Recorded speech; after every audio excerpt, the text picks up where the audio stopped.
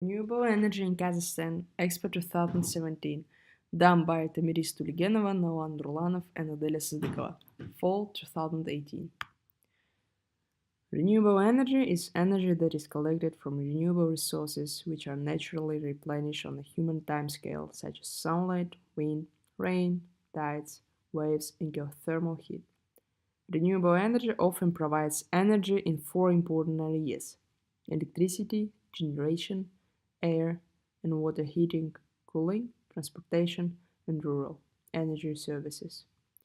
Based on REN 21st, 2017 report, renewables contributed to 19.3% to humans' global energy consumption and 24.5% to the generation of electricity in 2015 and 2016 respectively.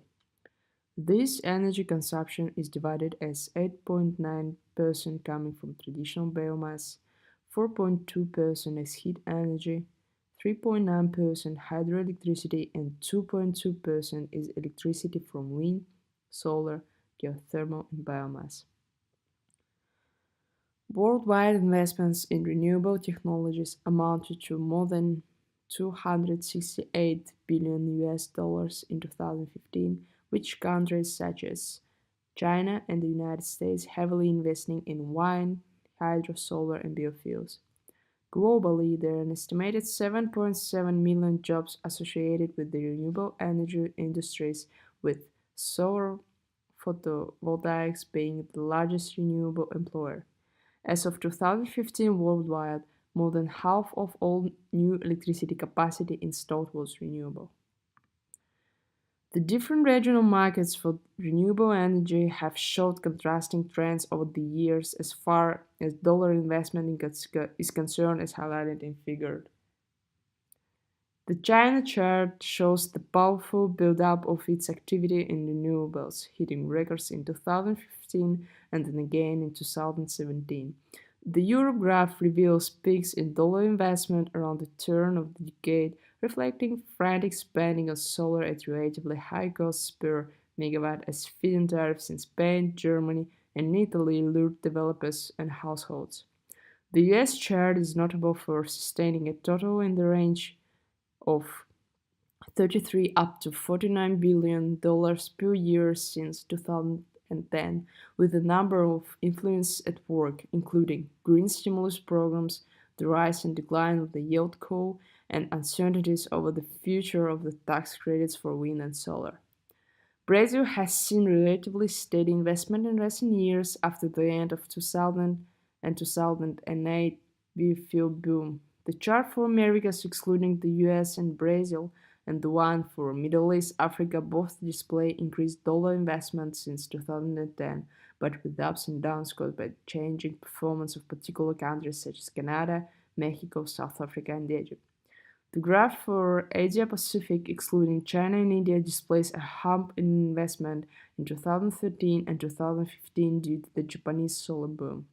The India chart shows investment oscillating in the range of 6 up to 14 billion US dollars range since 2010, still not reaching the sort of levels that will be required for that country to meet Prime Minister Narendra's ambitious goals for 20 and 22. There is potential for renewable energy in Kazakhstan, particularly from wind and small hydropower plants. The Republic of Kazakhstan has the potential to generate 10 times as much power as it currently needs from wind energy alone. But renewable energy accounts for just 0.6% of all power installations. Of that, 95% comes from small hydropower projects. The main barriers to investment in renewable energy are relatively high financing costs and an absence of uniform feed-in tariffs for electricity from renewable sources. The amount and duration of renewable energy feed-in tariffs are separately evaluated for each project based on feasibility studies and project-specific generation costs. Power from wind, solar, biomass, and water up to 35 MW plus geothermal sources are eligible for the tariff, and transmission companies are required to purchase the energy for renewable energy producers. An amendment that introduces and clarifies technology-specific tariffs is now being prepared. It's expected to be adopted by Parliament by the end of 2014. In addition, the World Bank's Ease of Doing Business indicator shows the country to be relatively investor-friendly, ranking in 10th position for investor protection. Having more renewable energy in the energy balance of Kazakhstan is one of the most effective mechanisms to reduce harmful effects of the energy sector and to diversify the national power generation capacity.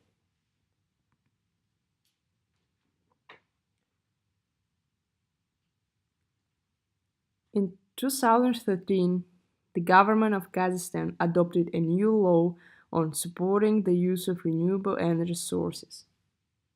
This promotes technology-specific feeds in tariffs for select renewable energy technologies such as biomass, solar, wind, and geothermal and hydropower up to 35 megawatts. The cost of the program is estimated at 1,100 billion KZT. Kazakhstan's shift toward green energy is taking a diversified approach, using wind, solar, and hydroelectric. Deputy Prime Minister Asset Sekeshev said that they were building 13 wind plants, 14 hydro plants, and 4 solar plants. First Wind Power Station and the European Bank for Reconstruction and Development are teaming up to build the country's first commercial wind farm in Eremmental, in Akmola province. Largest solar power station in Kızıldağ province will be capable of generating 65 megawatt hours of electricity a year. It is also planned to construct this power station. Astana Solar LLP solar planet plant in Astana producing photovoltaic panels. Kazakhstan's emission trading system, the first among CIS countries, capping production at 147 million tons on allowable emissions divided amongst 179 energy-producing corporations. Kazakhstan aims to curb industrial water use by 40%. There is a green revolution happening in Kazakhstan, which is based on 4 points: water conservation, wind energy, solar energy, and energy conservation. President Nazarbayev's 2050 strategy also focuses on water resource management as a key component of the Green Revolution. The President's decree sets a water resource management goal of transitioning to the more effective and careful use of water resources to meet the growing demands of both the economy and population. The water management plans aims to curb the waste of drinking water by citizens as well as to improve the efficiency of irrigation systems in order to reduce irrigation usage by 40%.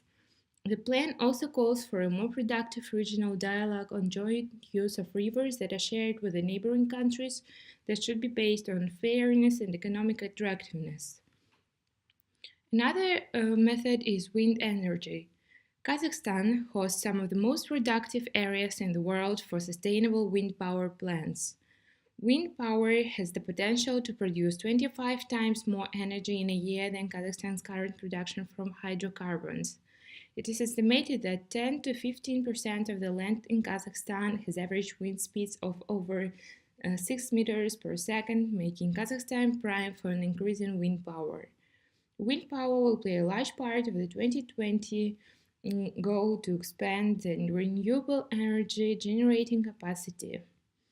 One of Kazakhstan power companies, Samruk Energy, was recently awarded a $94 million loan from the Eurasian Development Bank to build Kazakhstan's largest wind farm. The project will produce 172 million kilowatt per hour of electrical energy per year, save more than 60 million tons of coal, and reduce emissions of greenhouse gases. Another method is solar energy. 4 solar power plants are already under construction across Kazakhstan. The 2020 goal is to have 4 solar plants in operation producing a total of 77 megawatts of electricity in addition to the energy produced through the slated wind and hydroelectric plants. The recently announced solar power generating complex in Kazakhstan province will be capable of generating 65 megawatt hours of electricity itself a year. A major step forward in Kazakhstan's timeline was the opening of the Astana Solar LLP photovoltaic solar panel production plant in Astana. It is aimed to fulfill Kazakhstan's increasing demand for solar panels. Kazakhstan's estimated solar energy potential is 2.5 billion kilowatts a year as a result of its 300 hours of sunlight a year. And the last method is energy conservation. Kazakhstan will be the first CIS country to implement a cap and trade policy on greenhouse gases. In addition to the numerous steps Kazakhstan is taking to increase its reliance on sustainable energy, the Green Revolution is two-pronged. Creating awareness and system to conserve energy are also critical, especially within the public sector. The opportunities exist to decrease energy consumption on the consumer end by 50 to 60%. In addition, Kazakhstan is taking steps to reduce greenhouse gas emissions and will be the first CIS country to launch a cap and a trade system. At the onset of the expo, the government of Kazakhstan announced an economic transformation centered on sustainable development, greater foreign investment, and a push toward renewable energy. This was a remarkable statement given the fact that since independence, Kazakhstan's economy has been driven by the extractive industry, with oil accounting for 50% of the country's GDP in 2017. Sitting on the 11th largest proven oil reserves in the world, Kazakhstan's abundant natural resource wealth has been the key to rapid development and enrichment of the state. As a rentier state heavily dependent on the export of oil, Kazakhstan's energy security is vulnerable to external economic shocks, such as the 2014 drop in oil prices. The sudden and drastic decrease of revenue signaled a vulnerability of the government, undermining its legitimacy as a provider of development and prosperity for the nation. The country also suffers from issues commonly associated with rentier states, such as economic growth that is not sustainable in the long term, a high level of corruption, inefficient management of resources, plus growing social inequality, as the oil sector often fails to create many jobs and suppresses development of other sectors. Kazakhstan has touted renewable energy as a viable solution to alleviate some of the country's structural economic woes. In 2013, Kazakhstan adopted the national concept for transition to a green economy up to 2050, outlining a future development path guided by green energy policies. The ambitious plan aimed to increase the share of renewable energy in electric power generation to 30% by 2030 and 50% by 2050. Structural realities in Kazakhstan cast serious doubt on how realistic these projects would be, considering the abundance of oil and other extractive resources such as coal, which accounts for more than 80% of electricity generation. As a part of the Kyoto Protocol, Kazakhstan vowed to reduce carbon emissions by 15% by 2020 and up to 30% by 2050. In spite of its relatively small population, the country is among the world's leading emission nations of greenhouse gases. Kazakhstan also faces the challenge of meeting rising domestic demand for electricity, which will soon surpass the capacity of its aging and highly inefficient infrastructure. Observers know that domestic energy systems function with a reserve capacity below the considered secure and sustainable. Some estimates project that by 2022, demand will exceed supply at current prices. The overwhelming majority of Kazakhstan's conventional power generation plants date back to Soviet times, with 85% of total generation being more than 85 years old. Electric power generation contributes to the overwhelming majority of the country's air pollution, while outdated transmission networks account for estimated losses of 18% of energy produced during distribution, reaching 40% in some locations. In response to challenges related to rising energy inefficiency and demand, the government announced plans in 2013 aiming to reduce the energy intensity of the national economy by 25% through 2020. Low electricity prices continue to be among the main drivers of energy policy in Kazakhstan. The government provides 60% subsidies to ensure low prices for domestic consumption. Previous attempts to increase electricity tariffs have failed due to protests from minor enterprises and general population. Abandoning conventional energy sources presents a risk, leading to high energy prices that would prove severely unpopular. In spite of appeals by government officials speaking to the urgency of developing renewable energy due to volatility of oil prices, Kazakhstan has continued to pursue greater extraction of conventional energy sources. Continued financial assistance from the national government is crucial in sustaining renewable energy projects. However, recent events have demonstrated that political will is not so certain, despite flashy campaigns meant to assert the government's commitment to pursuing energy reform. Nazarbayev's rhetoric concerning renewables has also been contradictory. At a meeting with Russian President Vladimir Putin in 2014, the Kazakh president was quoted as saying, "I personally don't believe in alternative energy sources, such as wind and solar."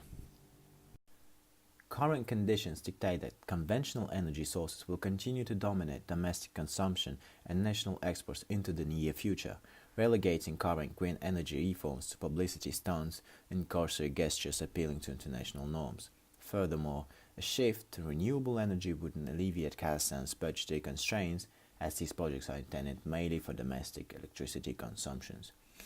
Kazakhstan's president Nursultan Nazarbayev has reminded of a key accomplishment of the past year, namely the Astana Expo 2017, which in his words granted the country more global recognition and respect. With its theme of future energy, the Expo demonstrated the Kazakh government's purported commitment to green energy solution as part of a broader national development strategy. However, the viability of such projects is limited, indicating a more immediate motive of projecting the image of a forward-looking Kazakhstan before Western audience. All along its history, Kazakhstan has always been a place of opportunities and took a significant part in the worldwide arena.